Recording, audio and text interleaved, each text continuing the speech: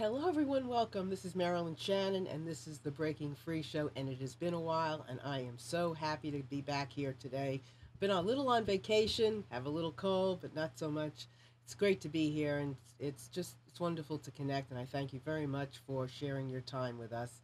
And I promise you, it's going to be worth it. So hold on to your seats because we're getting ready. So before we get started with our special guest, I want to say hi to Amnon. Hello, Happy New Year. Happy New Year to you too. How are you?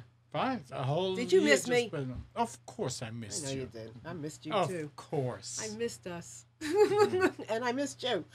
So we're going to get ready for the show. You're ready. All right, I'm ready. So listen.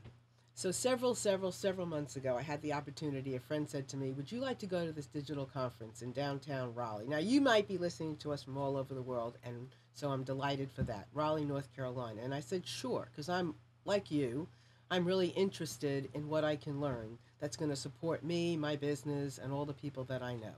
So I went to this conference, and there was a keynote, and this gentleman began to speak, and a little about himself, and then, but immediately just got into such great information about being entrepreneurs and our ideas and the value we place on ourselves and all this stuff, and he was fabulous. And then towards the end, I thought to myself, did he say he was the co-founder of MapQuest? Because you know what? I didn't even hear any of that really. What I heard was the information that he had to share and the way he shared it, and it was fabulous. So I went over to him, just like every great entrepreneur would, and I seized a moment and an opportunity. Didn't think about, oh my God, he's this and he's that, and oh my God, will he even talk to me? I just went over to him and I said, I have to do a talk show. Would you ever be interested in coming on my show? And he said, yeah, I mean, but I can't take the information right now. I said, do not worry about it. The onus of it is on me. I'm interested in this man coming on my show and sharing with you anything and everything that I heard and more. And he said, sure. So I contacted him. And he said, as a gentleman would, yes, I'll be happy to come on your show. And a man of his word, we made the date for today. So I am very, very delighted to share with you my special guest today, Chris Hively. Yay! How are you?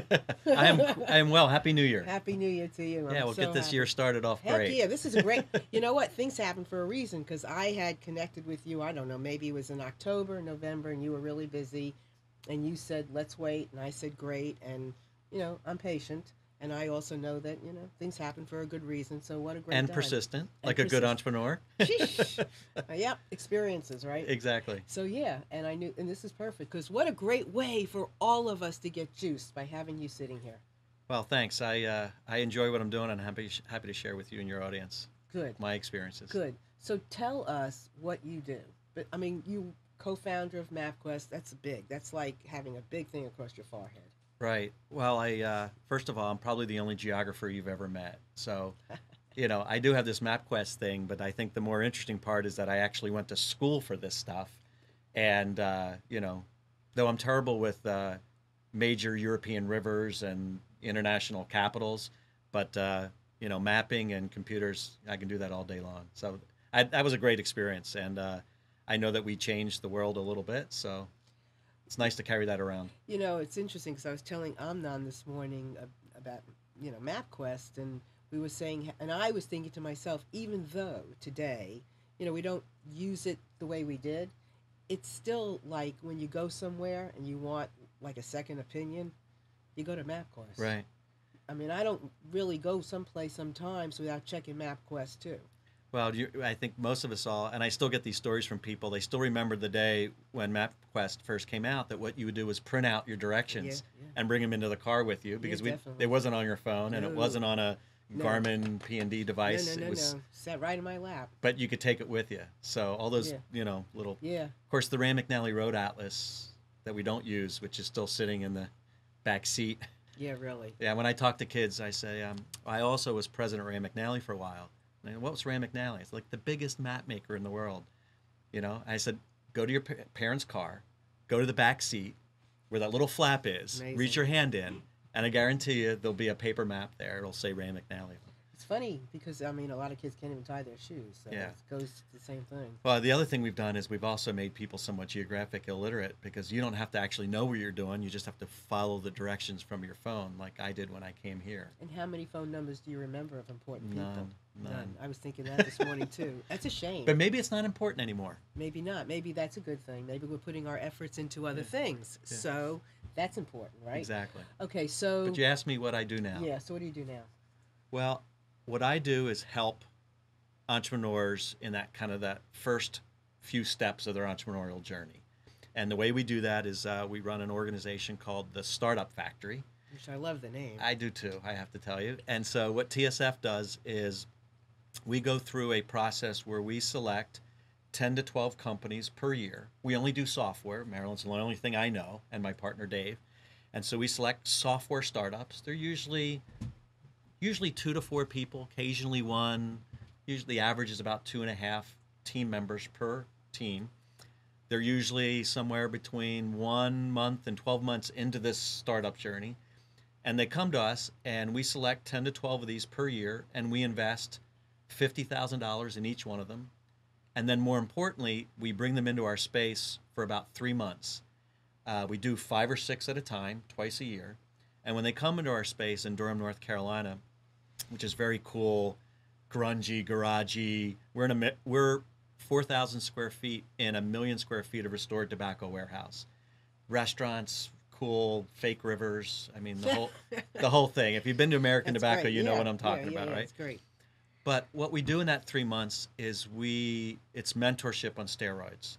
So we surround them with 30 or 40 really interesting serial entrepreneurs and investors and everything in between. And on a volunteer basis, all these people come in from 15 minutes of, having a coffee with someone and hearing what they're trying to do, to people that give 10 or 12 hours over the course of that 3-month period.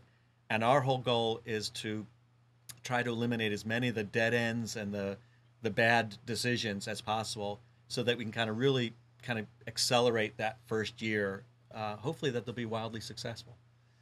So you get a percentage of their success. Yeah, so it's an investment. It's an So we take a 7.5% of the common shares. So if you're familiar with investing, we're not in a preferred level. We're like co-founders with you. So we sit alongside you. We have the same kind of terms that you do, and our job is to just kind of kickstart your company. And again, there's nothing that an entrepreneur could do not do outside of us. We just want to help make that go faster. And so a lot of these programs, which are all over the country, are called accelerators. It's the new word for incubator. So we call them accelerators. And so our accelerator, by definition, we're just trying to help them, get to their good direction, their great strategy for the company as quickly as possible. And the best way to do it is to surround them with people who've been there before. So do you do things that are different? I mean, as far as educating and all of that kind of stuff within your incubator or your accelerator?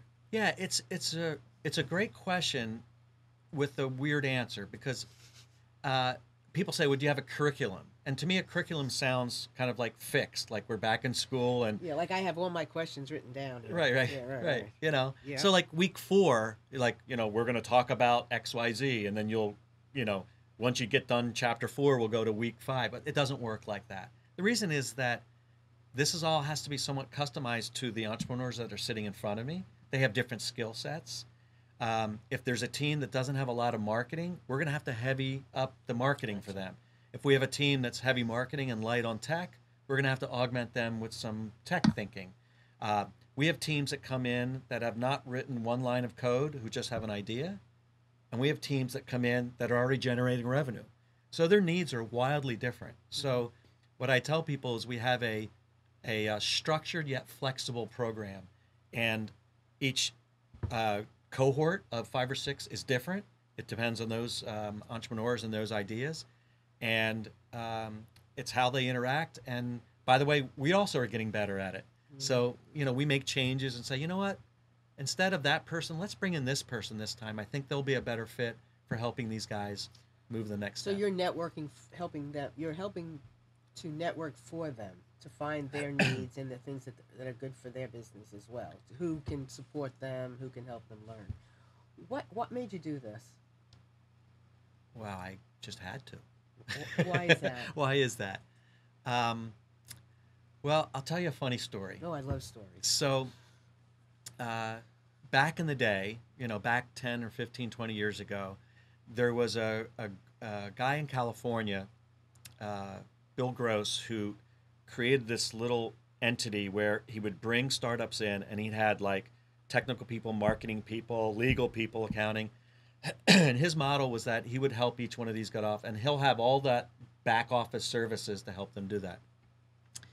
And then, of course, we're all familiar with kind of university or government incubators. And I thought always thought those were interesting and would be fun. I mean, if one startup at a time is fun, then five at a time should be a complete blast, right? Says every person with ADD. And so, how do we? So I always had this dream in the back of my head that I'd have one more hit, and then I'd go buy a building, and I'd wire it with all the wiring and the networking and the servers. That's how dated this is. We actually had servers instead of now using the cloud. And so I always thought that was my dream. And so in 2009, I got this kick-started here. Well, what I'll tell you is that I got about 3 months in, and my wife found an anniversary card that was about 8 years old. And in the card, it was a very gooey, non-guy moment. I actually wrote some nice things. But in that anniversary card, I said, well, here's kind of our first 10 years, and here will be our next 10 years. And when I said, here's what's going to happen like 10 years from now, again, it was off by about 2. I said a lot of things. Our kids will be in college, and they'll be at different ages. And the last bullet in this little write-up was that I hope to be helping young people start their companies. So obviously, this was a little something kind of, beating in me. And so in 2009, when I was coming off my last company, I said, I'd like to give this a shot. There was now a new model, this accelerator model. It started popping up around the country, and I said, I wonder if our geographic area could handle something like that. So we got off and running. So I've been doing it for about 5 years now. Wow, and it's very interesting to me because I think, well, it's so creative, and you are handling each person, each company with kid gloves. Well, sometimes kid gloves, sometimes a Kicking wicked the smack ass, of I'm sure. and to be honest with you, in our partnership, Dave Neal's my partner. Dave is a WNC Chapel Hill graduate. His second degree was law school. He practiced law for a year, said, I hate law. Went out and got a Stanford MBA. So as I tell people, he's the brains and I'm the pretty face of the organization.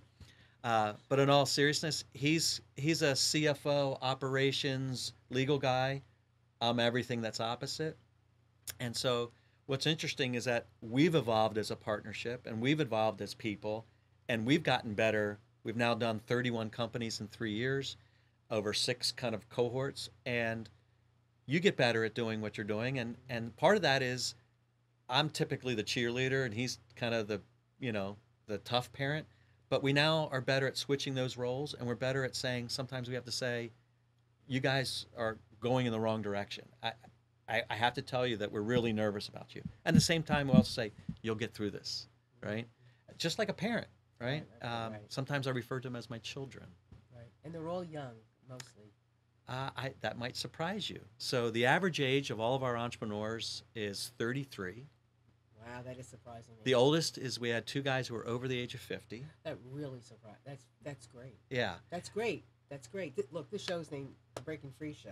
Yeah. So it's for everybody. Well, wait till you hear this. A third of our teams have women founders, which is unheard of in the tech industry. That's really interesting. So a third. So we have a very diverse group. So what do you? And not on purpose, by the way. Do they come to you, or are you finding them, or both? Yes. Yeah, both. So what do you look for? It's a great question. And so a lot of times people answer this question like this. How do you make an investment? And some people say, well, it's 50% the people and 50% the idea. And I say, not so much for us. It's really 80% the people and 20% the idea. And the reason is that we're investing at the earliest stage of investing. I mean, there's investors that invest when a company's up to 10 or 20 million, and they're going to put $20 million in to take them to 100. That's not us. At that point, the point that they invest in, there's a lot of knowns. At our stage, there's more unknowns. And so we got to find how you operate as a person. And like I say, this is not the only way to be successful. But if you're going to come through our program, we want you to act and think in a certain way so that you can best leverage all the things we're going to give you. And like I said, if you're kind of focused and stubborn and that's great. And you may be wildly successful. You're just not going to be successful when I surround you with 30 people. When I surround you with 30 people, I want you to want to absorb all that information and process it, ask more questions, and be curious. If you're that kind of person, that's what we look for. So our gate for getting into our program is we go through an extensive kind of interview process with you. There's ways that we, kind of figure out who you are, how much passion you have for that. And then we'll figure out, whether we like the idea second. So when people are interested, they apply on our website, and it's 30, 40 minutes, fill out a couple questions, do a video in front of your computer, a 1 or 2 minute video with just you talking about why you have to do this, or you and the team. And that video is where I spend most of my time. I bet. You can look people in the eye, kind of. You can see a lot about what's going on. Very interesting. So, I was telling Chris earlier when we first started talking before you all came in. I had read some of his blogs, and I would highly suggest that you read his blogs because they're to the point. They have they're like, each one is something you can quote, which I love. It's like listening to a great song and really catching on with the lyrics of the chorus. There's something you can get, and it's very interesting. And there was a couple of things that I wanted to mention. So you say here, entrepreneurship is a team game, not a solo sport. Yeah, I believe that with all my soul. And again, back to that, yes, you might be able to be wildly successful as an individual and kind of do everything by yourself and, stick yourself in your own garage or in your back room and figure out all the answers.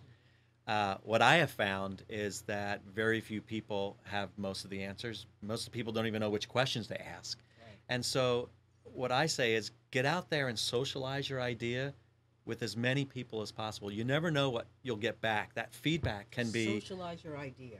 Yeah. That is socialize your idea. Get out of your office, get out of your car, go out and tell as many people that will listen. What's amazing is that, excuse me, if you find the right people, they'll give you, even by accident, unbelievable feedback that makes you think of something you didn't think of before. And every time you do that, I believe your idea gets better and starts to crystallize. And all of this hopefully just saves you time, right? Because time is your worst enemy. Because we don't have unlimited time to build a company or get things started. We have to pay rent, right? And things happen really fast. So you can have an idea today that's going to be passe mañana. If you don't get it out there in the right hands or in the right atmosphere, universe, forget it. It's gone. Socialize the idea without fear or inhibition. And so not thinking, hold on. So don't think somebody's going to steal your idea. I mean, a lot of people are funky like that. Wrong. Ding. Never going to happen. Never going to happen. They can't do it just like you, right? Yeah. Well, guess what? It's not about the idea. I tell every one of my entrepreneurs, there's 10 to 15 other people with, if not the same exact idea, a close version of it, thinking the same thing right now. It's not the idea. It's your ability to execute on that idea, to generate the first 10 customers, get the product out, whatever it is. That's the hard part. Having the idea is the easy part. So if you're afraid of socializing your idea, that someone else is going to take it, what you're saying is that you're actually thinking that they're going to be better at executing this than you. That's a good point. Well, guess what? Ooh, that's a good point. Guess what? Then the game's already over. Forget right? it, then you might as well not do it. Might as well not do it. That is a good idea. Oh, that's really good. That's very clever. Okay, what else? So I'm actually writing my first book. Okay. And it's called Build the Fort. Build the Fort? Build the Fort. Okay. And the idea is that you should channel your inner 10-year-old and pretend like you were building a fort like you did when you were 10. And whether this is out in the backwoods with a bunch of, you know, scrap, or whether this is blankets overturned of chairs in the living room, this analogy works. And the idea in building the fort is that there's usually four things that happen. First of all, you socialize the idea without fear. You're 10. There's nothing to be afraid of. Hey, Marilyn, want to build a fort? What do you say? Sounds good to me, right? That's the way a startup should be. No fear, no inhibition. Is this a good idea? Are they going to like it? You know what I mean? No fear, no inhibition. So that's bringing people in, doing things as a community, As a team. As a team. Yeah. Okay. And by the way, teams can be people that you meet with once a month that you share your idea with and they give you feedback. And team members could be someone that says, hey, let me jump in this, adventure with you, and I'd love to work on this. You're a marketing person, I'm a tech person. Let's get together on this. So, which leads to the second thing, which is you start to acquire and get the resources necessary to kind of get this thing off the ground. And those resources can be, so in a fort, what do? The first thing we did is we went out and we found wood, and right, I know there's wood behind the desk right there, and my dad's got a tarp, right? You just cobble together all the pieces so you can start to form the first version of this thing. So you gather people and you gather some stuff. And as a 10-year-old, you didn't go, Mom, I need $1,000 and take me to Home Depot, right? I don't know many people that do that today. Maybe you buy the kit, right? But real fort building was you found pieces all over the neighborhood. And the point of this is that as a 10-year-old, you didn't have cars, you didn't have money, so you had to find stuff that was within reach. And so in terms of doing a startup, what I like to say is find the assets that you need, gather those assets, the ones that are really quick and easy to go grab, even if they're not perfect. Even if you have to, borrow some data from someone or use someone's office space and just use the corner to have meetings. Whatever it is, gather the assets that are closest to you. And then the fourth point, and probably the most important, is when you do a startup is have a notion of something that's achievable and small. So for instance, if you said, let's build a fort, and I said, it'll take us 3 weeks to build it. As a 10-year-old, right? Game over. You and I don't have the patience or the focus to do something for 3 weeks. So you had to do something that was probably to be achievable in 2 to 3 days. Mm-hmm. Well, the analogy in a startup is don't try to build Facebook, right, from day one. You'll never get there, Very right? interesting. There's too many entrepreneurs. I know you have a vision for what this thing looks like 3 years from now, but you have to get through month 1 in order to get to year 3. Mm-hmm. So start with something that's much more achievable, has a smaller focus, and build momentum. It's my favorite word. Entrepreneurship's all about momentum. You have to figure out how to build personal and company momentum. And so getting a series of monthly wins, a customer here, another customer there, a little product, Very interesting. right? A Yes. partnership. Yes. Build those pieces by pieces. Build the fort. Build the fort. And I want to just say to everybody out there, I am very engrossed in this conversation, as you can tell. But I also at the same time want to invite you to call in if you like. You can call into 919-518-9773 and ask questions, comment, anything you like.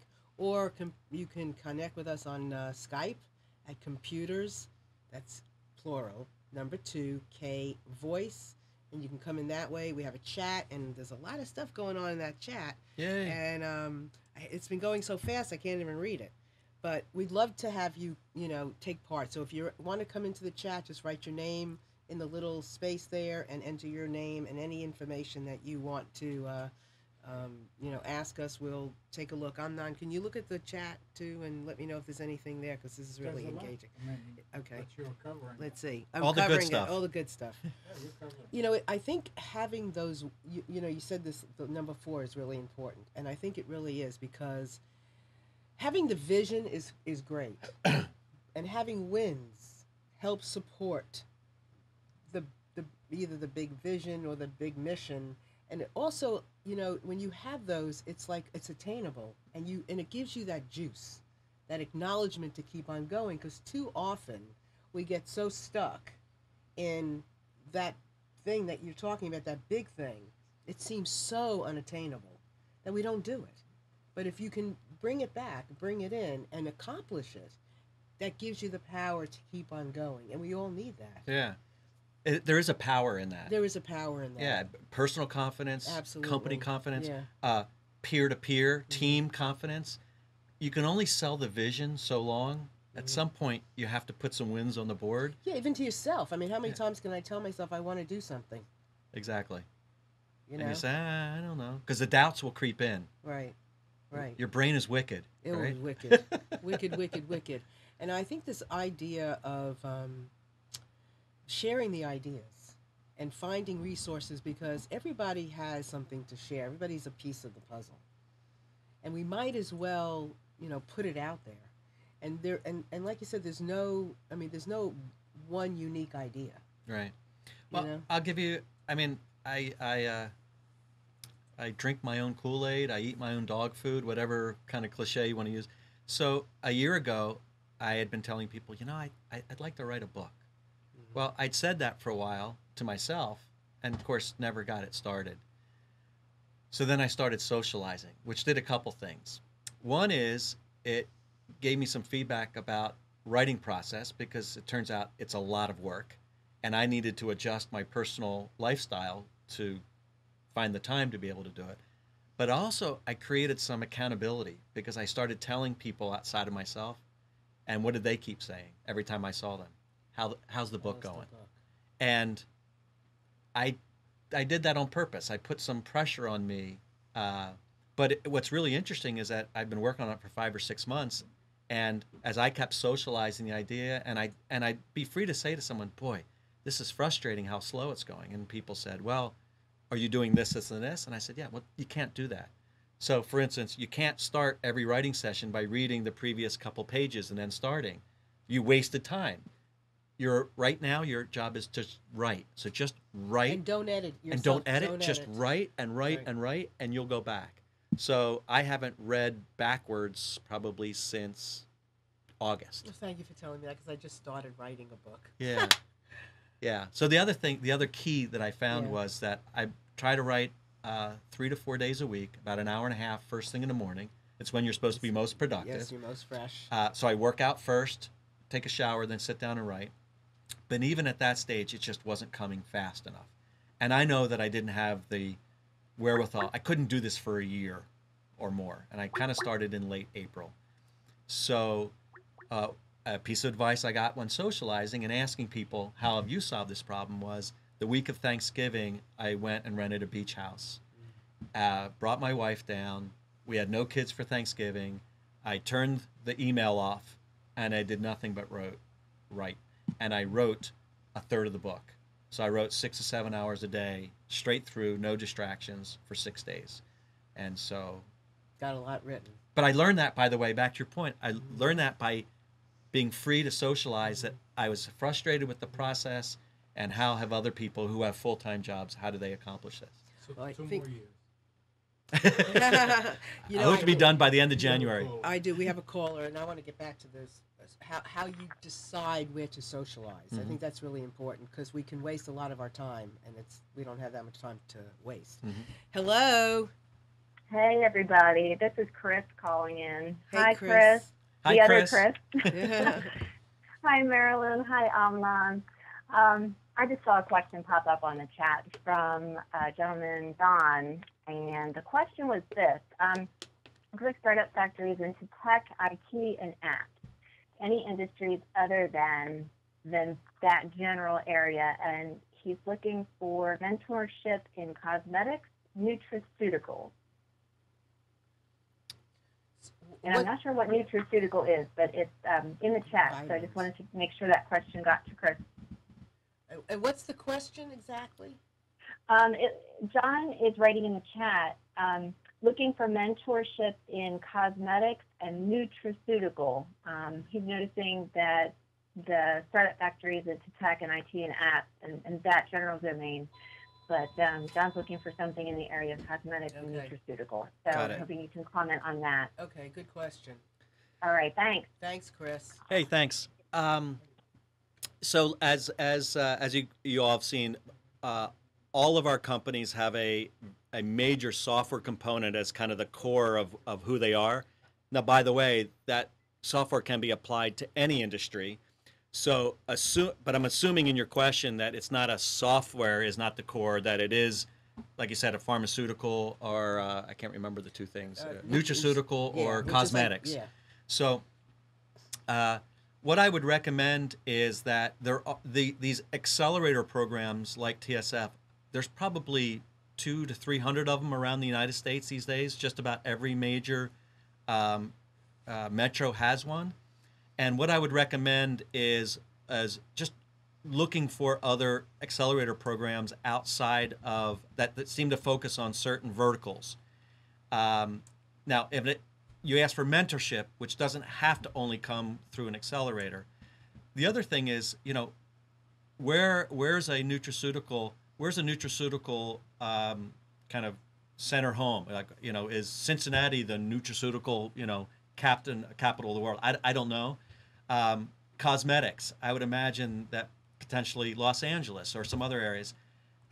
If you're in those areas already, you just have to start asking. And this gets to your question, Marilyn, about how to socialize and how to edit. In the first year that I was doing this here in Raleigh-Durham, I didn't know anybody. I knew 3 people. And in the course of 6 to 8 months, I had coffee with about 275 people. 4 or 5 a day, 4 days a week. I took Friday off to gather all the data that I just gathered from the rest of the week, put it in a spreadsheet, remembered, notes on who I was following up with, why I knew them, who introduced me to who.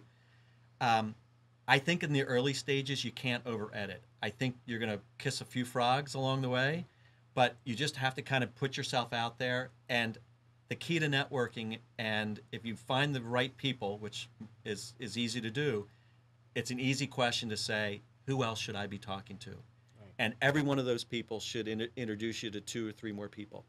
I wrote an article about this, about how to network effectively and how to get the most out of this. It's on my blog at hively.com.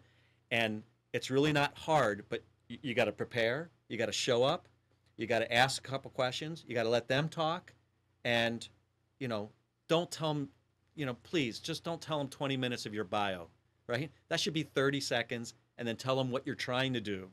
And I think the right mentors will show up.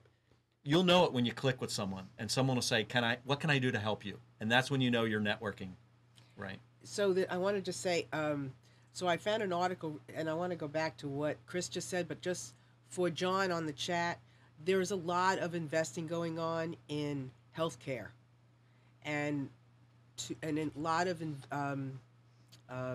capital going towards healthcare and items that can really, that are helpful and healthy and all those kinds of things. So just look for that. I know you're going to find it. And please, if you have any other questions, please feel free to ask. When you are networking, it is very important to listen and not just talk. And ask questions to the other person as well. Nobody wants to have their ear talked off and not showing any respect of, like, what else about that person. It's not just, what can you do for me? It's, who are you? What can I do for you? What can we do together?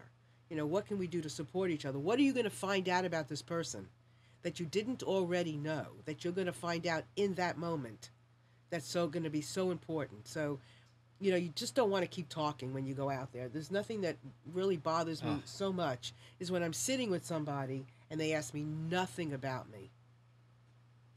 Nothing. I love to talk about myself. Yeah.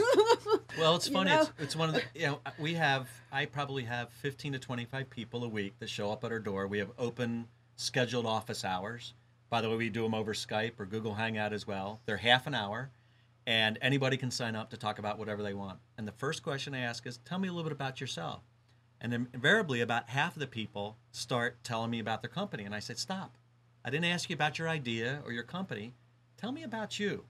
Remember what I said about 15 minutes ago, that when we're looking for investment, I want to know who you are. Right. Why do you have to do this? Why is this the only thing in the world, in your head right now?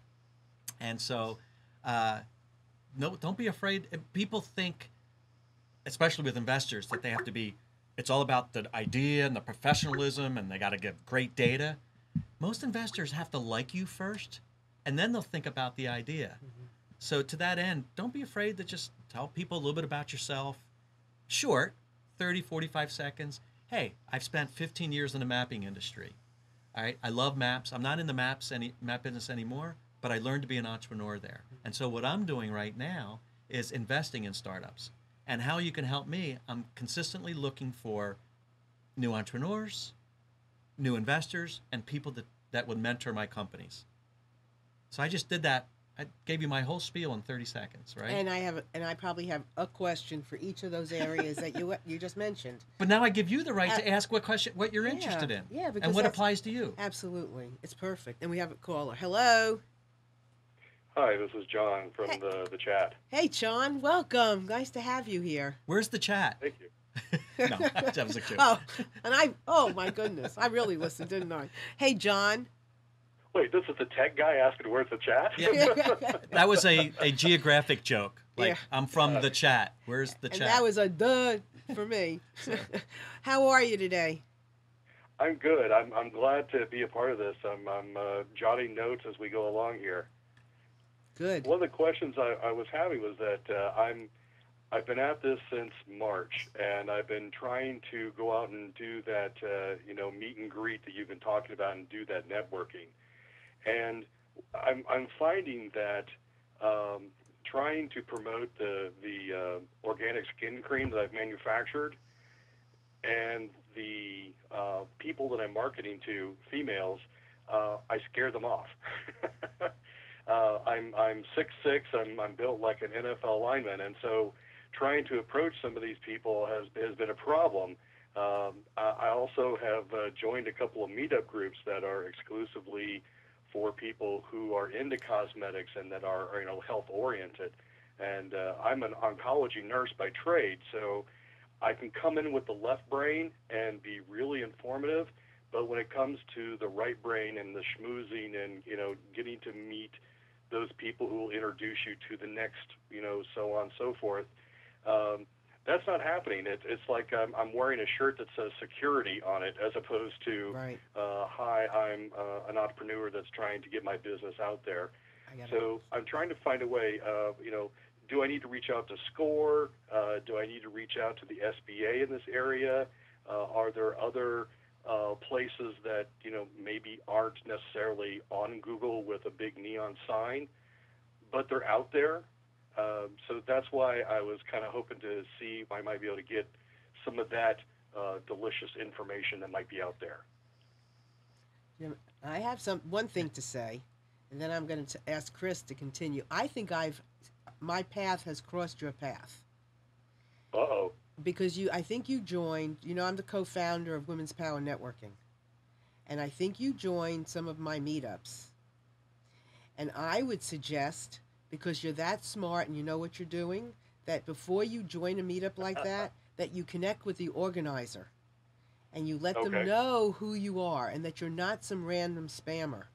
Because a lot of these meetups are used to getting some, hits by spam. Especially, unfortunately, there's fear out here.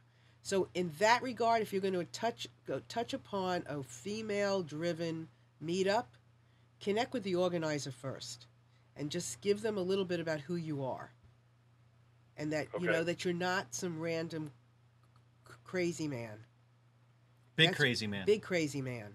I'm a very specific crazy man. Yes, I would tell them who you are. Connect with them as a human being, just like Chris was saying. And also, I'd work the industry you're in, the people you already know in your industry, for one. But go ahead. So I have a couple questions for you, John. John, what is your goal right now? Are you trying to get some early adoption of your product? Yes. So I worked several months on perfecting a formulary, and I do safety in the pharmaceutical industry. That's how I'm financing this. And so I made sure that it was a safe product, and I've got my patent pending status within the past 2 months. So now I'm segueing into the marketing phase. So now that I know I have a product that's safe, it's stable, and it's not going to change, let's hit the throttle. And so by me starting to do that outreach and going to the meetups and going to those places, I'm not as successful as I thought I would be. Sure. Well, not a surprise, but not even remotely unsurmountable. So I casually divide this process that you're in into two different worlds and two different brains, to be honest with you. And so what you've been working on is the product development, and now you're shifting to the customer development. And you can't use the same thinking in your customer development that you do in your product development. And so one of the things that I would recommend is go Google customer development. And even though a lot of the writings and a lot of the terms are applied to software, it sounds like obviously you'll be smart enough to kind of translate that into your business.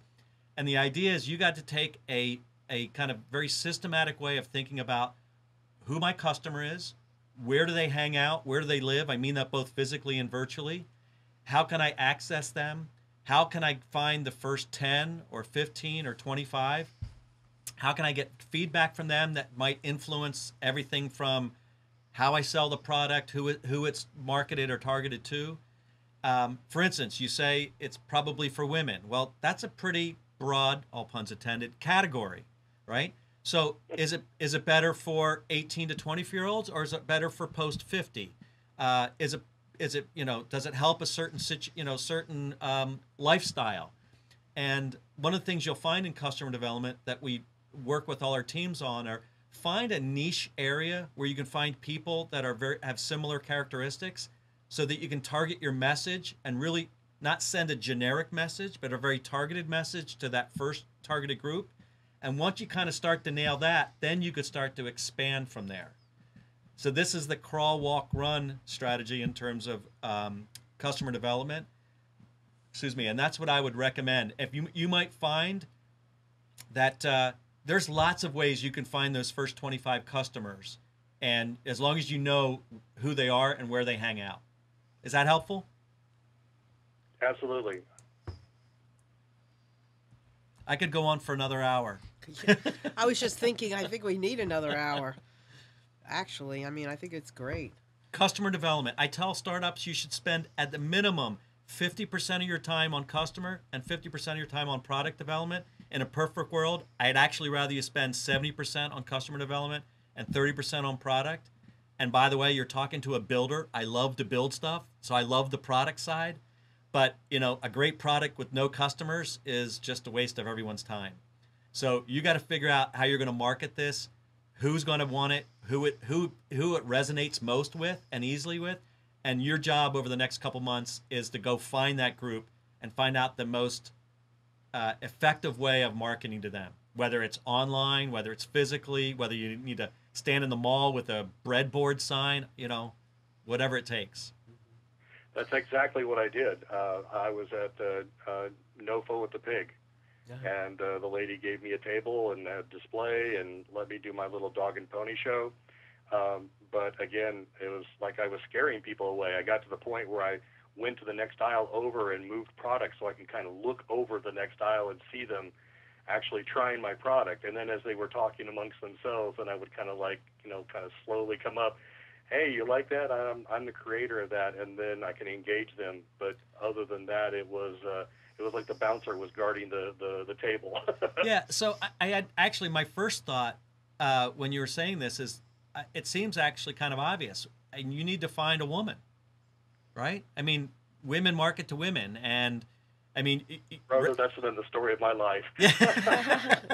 I hear you, but I mean, you have to be self-aware. You're self-aware to say, listen, with your physique and your stature, you're somehow a barrier. So let's get around that barrier. Right. And whether you find some nice young teenager or some 20-some-year-old who wants to make a couple extra bucks on a Saturday, go test it out. I mean, spending $50 or $100 on a Saturday to see what everything's a test, right? So go test 4 or 5 different strategies and see whether it makes a difference.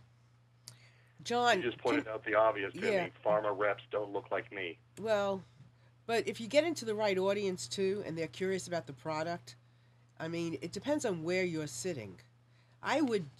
Listen, obviously you live somewhere around here. Connect with me. Marilyn at you can see my email above my head, or Marilyn at powerofdialogue.com. But connect with me because that's I work with a lot of men, but I am around a lot of women.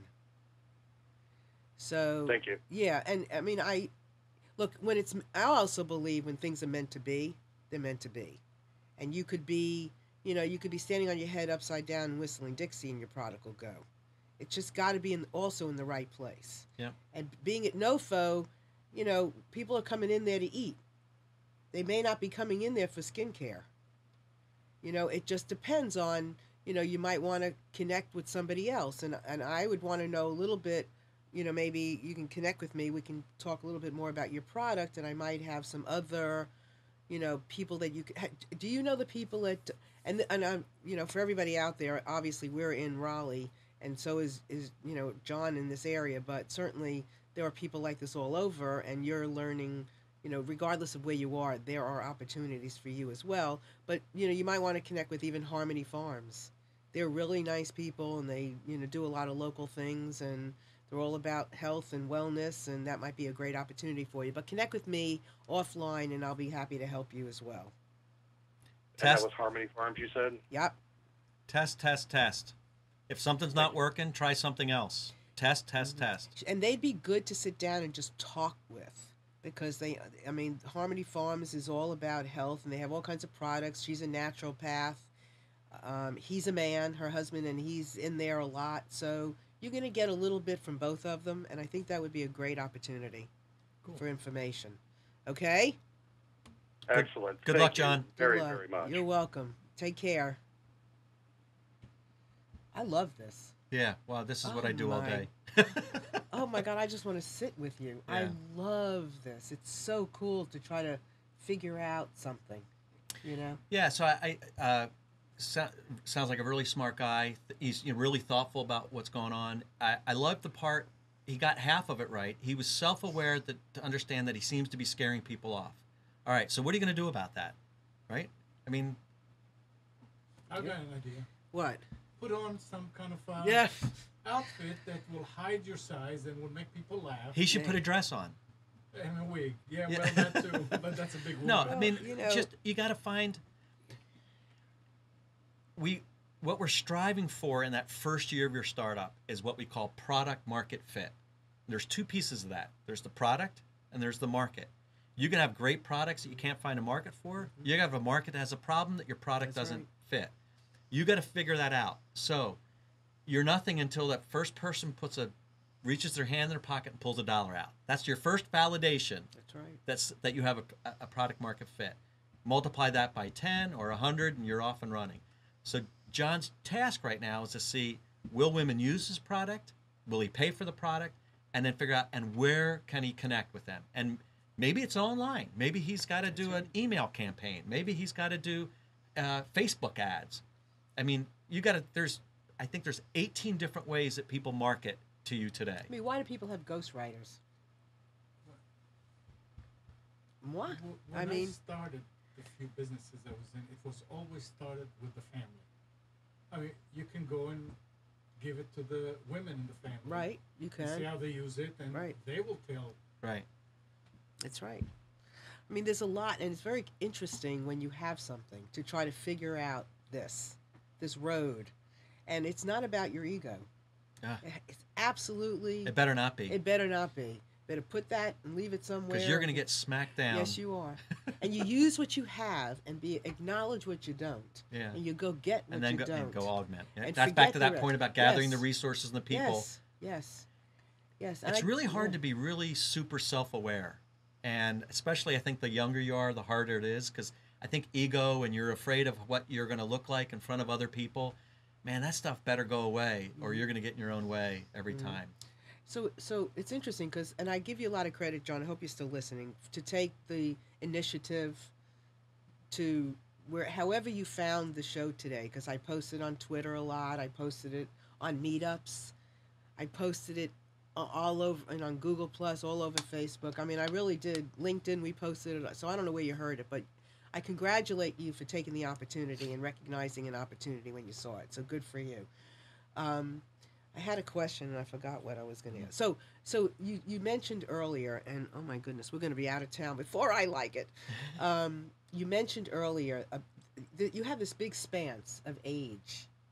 So, and we're talking a little bit about ego and putting at the door, and the young and the older and the middle age. Do you notice any trends with the people that you are working with, or people who come in that maybe they're good, but it's just not a right fit, about the age and how much you have to work with somebody, or is it all the same? Or Yeah, it's there's no gender, there's no age, there's no education bias. I mean, we've looked for them because my job is to optimize, right? yeah, you look for like a pattern of some sort, right. maybe. So there are patterns, and the patterns that we look for.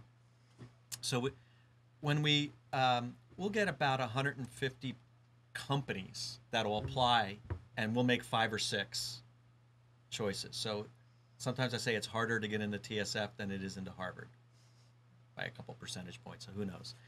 The notion is still the same. This is difficult. So Dave and I have a selection process. We'll actually select in a 3-week period, very heavy duty, and the key is trying to find the right personalities. And we've developed a set of questions and a set of tricks that we do to try to elicit from you kind of what your personality is about. Again, you can be very successful with a different personality. It's just not going to be a fit for us. But you're creating the questions. Yes. So these questions are coming from you. So these are the people. These are the questions that matter to you, which is very important. Well, they matter to me only because I'm going to get a response. Yeah, the response you're looking for to work with that type of business. I'll give you a very simple example. So we asked people to do this little 1 to 2 minute video, and I said this should be unedited. I don't want to see a product video. I don't want to see you giving a speech. I want to see just the two of you sitting in front of your computer, camera on, press play, and give me 1 or 2 minutes about what you're working on and why this is important to you. Right? So the first question is, they have to follow directions. Be amazed how many people don't actually give me what I want. There's people that don't give a video. I won't even look at an application if they don't submit a video. So we'll give them one more shot. We'll send an email out. By the way, I don't know if you forgot, but I'm looking for the video. Anyway, so when I look at this video, let's say that there's 2 people on the team. And we say, listen, I want to hear from both people. Well, you can imagine there's some teams where one person is totally dominant. And I could start to read the body language between the two. Is it really a team, or is it really one guy and he brought this guy along because he knows I prefer 2+ member teams? Well, if they may be enough to get through the next round, but you know that when I talk to them, the next round is 30-minute phone screens all in 3 days. That's a day that you want to go home tired. But you know I'm going to start picking away from that. You know I'm going to ask the quiet person more questions. I'm going to ask them how long they met, and when did they meet, and how they meet. And those are all just a little simple thing, but it illustrates why we got to know kind of what the dynamics are of not just you, but you as the team. So those questions and those tricks, I don't know if they're even tricks, just that talk track is built so that I can best understand how you operate and how you think. By the way, we still make mistakes. Of course. We still have people that come in and don't want to listen to any of the mentors. And again, the mentors just offer advice and their experiences. But if you just ignore all of it 100% and just say, I'm going to be, stubbornly focused on my direction, I mean. When you say mistake, you mean picking a team that really ends up not working, or a product that doesn't work, or are you talking about missing an opportunity? I was talking about more the first, okay, where we've picked a team that just doesn't have the personality either as individuals or as a team to really take everything they can get out of this 3-month process. I mean, it's a fire hose of 3 months. I mean, it's a lot of work, long days, and we're trying to jam as much stuff and kind of orient that company as quickly as possible so we can better ensure success. For most companies after they leave us, they're going to go raise additional venture funding. Our job is to put them in a position where people say they're in a good position.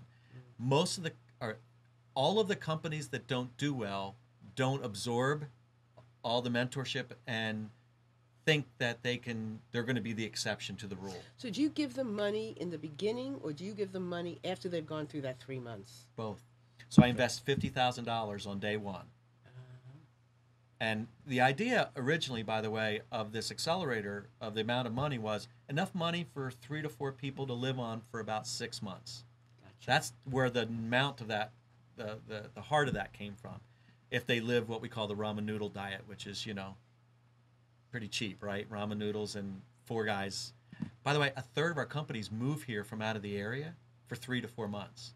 And they'll find, might be 3 guys, and they'll find a 1-bedroom apartment, and they'll just pile up mattresses and say, we're going to live it lean and utilize that money. By the way, at the end of the session, we agree to invest another amount at our discretion, but somewhere between 20 and 150,000. And it's our way of saying, listen, we've now watched you, and we think you're a promising thing, company, so we're going to invest more, and Wow. you not so much. Listen, I could listen to you forever, and I hope and pray you will come back. I'd be happy to come Because back. I would love to make this like a regular thing, really. Chris has a question. What's her The last question? Let me. It says, what is the most important book you read in 2014? The Hard Thing About Hard Things by Ben Horowitz. He's a serial entrepreneur and now an investor and a partner in one of the best venture firms in the area. When I read that book, I hit myself in the head and said, I wished I would have written that book. And it's Wow. what finally made me say, all right, Mr. Hively, Time. it's time. So The Hard Thing About Hard Things, I like his style. It's very similar to mine. It's very kind of story-driven, and it's his own experiences. Cool. So. All right, write that down, Chris, because I'll have to read the book. Okay, so you mentioned a few things that you need, right? Investors and Mentors mentors and entrepreneurs. and entrepreneurs. Software entrepreneurs interested in taking their company to the next level. And mentors, looking for what kinds of people in mentorship? Who are you looking for? So we're looking for people who have kind of lived this recently in the last 5 years.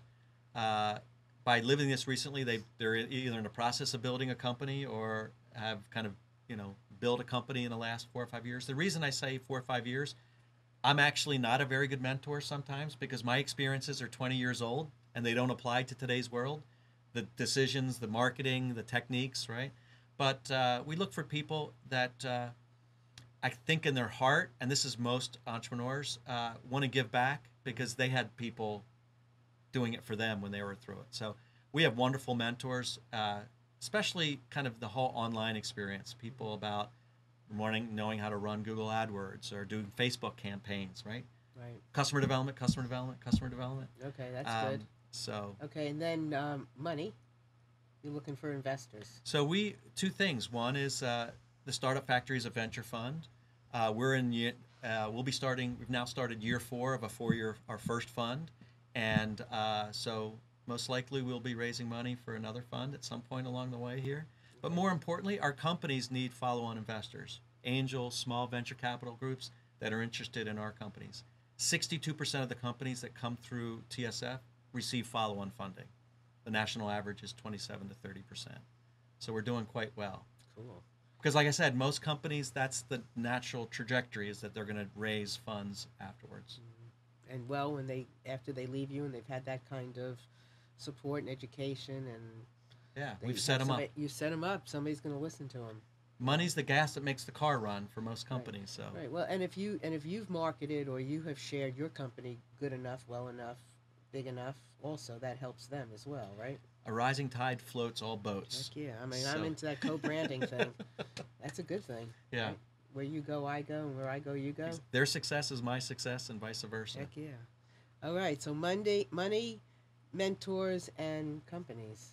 Yeah, and the emphasis on companies. Better quality companies means the rest follows on. So we're right now, our applications for our spring session are open till January 11th.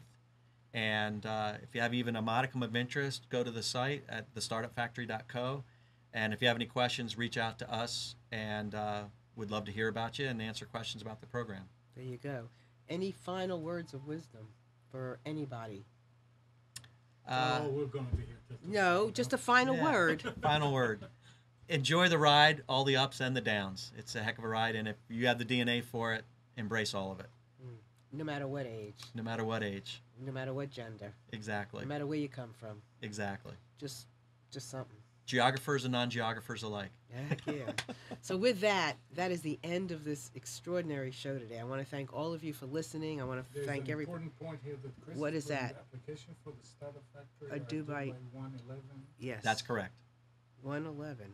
That's a good number. Yeah, I didn't even 111.15. Yeah, 11. That's a good number. Is it? Oh yeah. A metaphysical, mystical, great number. 11. Who knew? Yeah, who knew? I Now don't I know. know. Somebody else. You did know? I didn't. Oh, well, it is. All right, so get them in if you have any concepts. If you want to connect with Chris personally, you know, it might be a really good thing to do. You never know. You might have something you don't know you have until you talk to somebody like Chris. So with that, we're going to say goodbye, Chris. Thanks for having me. Oh, my God. Thank you so very much for being here. And I want to thank Chris's son over there for being here, too. Thanks for visiting with us. Thank you. And everybody out there, have a wonderful day, and we will see you all next week. Bye.